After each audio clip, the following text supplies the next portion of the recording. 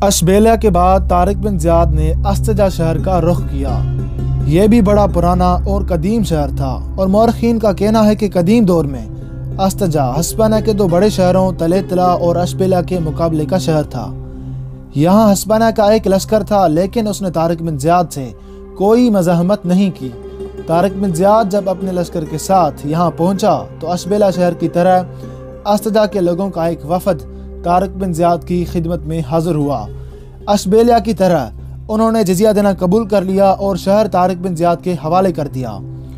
یہاں طارق بن زیاد نے اپنے لشکر کے ساتھ قیام کیا۔ جو علاقے اس نے اب تک فتح کیے تھے وہ ان کے انتظام میں لگ گیا اور اپنے ایک سالار جس کا نام المغیث تھا کرتبہ شہر پر حملہ آور ہونے کے لیے روانہ کیا۔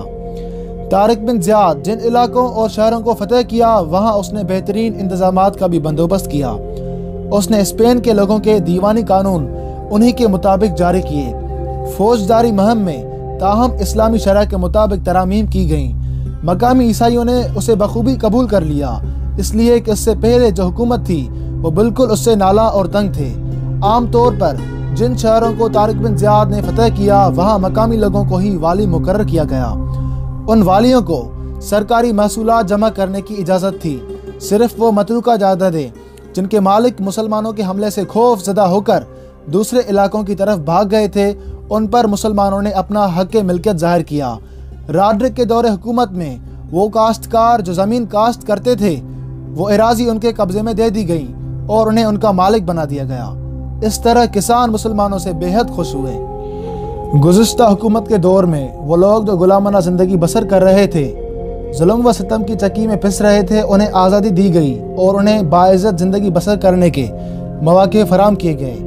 اس سے پہلے جو عیسائی اپنی جائیدادوں پر قابض تھے وہ جائیدادیں ان کے قبضے میں رہنے دی گئی، بلکہ راڈرک کے دور میں ان عیسائی جاگیرداروں کو اپنی جائیداد کے انتقالات کے اختیار حاصل نہیں تھے، لیکن طارق بن زیاد نے نہ صرف ان کی جائیداد سے انتقال کرنے بلکہ بیچنے کے بھی اختیارات انہیں دے دیے تھے۔ جو لوگ عیسائیت پر قائم رہے مسلمان نہ ہوئے ان پر جزیہ عائد کیا گیا۔ جو لوگ امیر کبیر اور جاگیردار تھے ان پر جزیے کی رقم 48 درم، متوسط حال لوگوں کے لیے 24 درم، مزدوروں اور پیشہ ور لوگوں کے لیے 12 درم سالانہ مقرر کی گئی۔ عورتیں، بچے، عیسائی راہب و اپاہج اور اندھے جزیے سے مستثنیٰ قرار دے دیے گئے۔ اس طرح جو عیسائی اپنی خوشی سے اسلام قبول کر لیتے مسلمان ہو جاتے تھے ان کا جزیہ بھی معاف کر دیا جاتا تھا اور وہ حکمران طبقے کے فرد خیال کیے جاتے تھے۔ غیر مسلم باشندوں کو اپنی مذہبی رسومات ادا کرنے کے سلسلے میں کوئی پابندی نہیں تھی، انہیں مکمل آزادی تھی۔ کسی عیسائی کو زبردستی مسلمان نہیں بنایا گیا۔ گو ہسپانیہ کے اندر بہت سے متعصب عیسائی بھی تھے، لیکن وہ بھی مسلمانوں کی رواداری کی وجہ سے نرم ہو کر وفادار شہری بن گئے تھے۔ انہیں مسلمانوں کے عدل و انصاف پر پورا بھروسہ تھا۔ انہوں نے کبھی بھی مسلمانوں کی بے انصافی کی شکایت نہ کی۔ طارق بن زیاد کے تحت مسلمانوں کی حکومت کو وہ اپنے پہلے بادشاہ راڈرک کی حکومت سے بہتر خیال کرتے تھے اور یہ تسلیم کرتے تھے کہ جو قانون مسلمانوں نے ان پر عائد کیا ہے وہ ایک خدائی قانون ہے۔ مسلمانوں کے رویے اور ان کے اخلاق کو دیکھ کر مقامی پادری متعصب ہو گئے تھے۔ اس طرح جو علاقے مسلمانوں نے فتح کیے وہاں مقامی لوگوں کی معیشت اور ان کی آمدنی میں ایک انقلاب برپا ہوا۔ بہت سی پرانی خرابیوں کا قلع کما کر دیا گیا تھا۔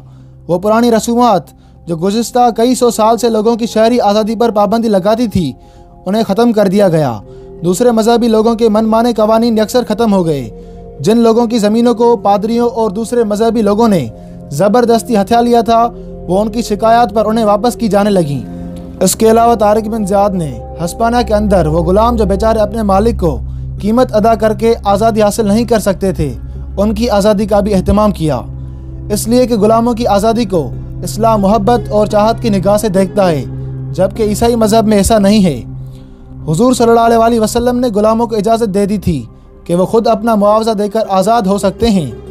مسلمان غلام کو آزاد کرنا باعث ثواب بھی جانتے تھے اور اللہ کی خوشنودی حاصل کرنے کا ذریعہ بھی خیال کرتے تھے۔ ان دنوں چونکہ غلامی پوری دنیا میں ایک لعنت کی طرح پھیلی ہوئی تھی، لہذا طارق بن زیاد نے غلامی کی اس لعنت کو بھی دور کرنے کے لیے کارہائے نمایاں انجام دیے۔